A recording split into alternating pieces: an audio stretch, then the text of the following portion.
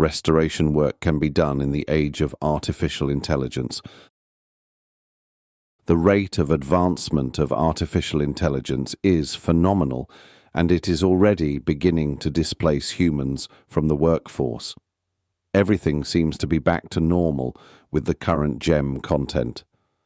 The employment of humans is being supplanted by AI.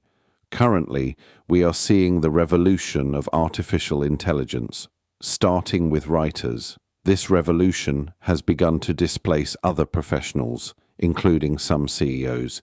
These days, most people work for themselves. Obviously, you need to start modest since some startups are rather expensive. It seems like everyone dreams of making money online or being a content creator. Artificial intelligence is useful in this situation. Over the last several months, I've begun to update older tales on my own YouTube channel using AI, and some promising data has begun to surface. Despite the high level of competition on YouTube, I was able to launch a revenue-generating venture in under a year. Even when some of us aren't proficient in English, people still despise AI material. AI is very helpful in various domains because of that. In addition, if your family is treating you in a humiliating manner, you should surely wait for them to collapse.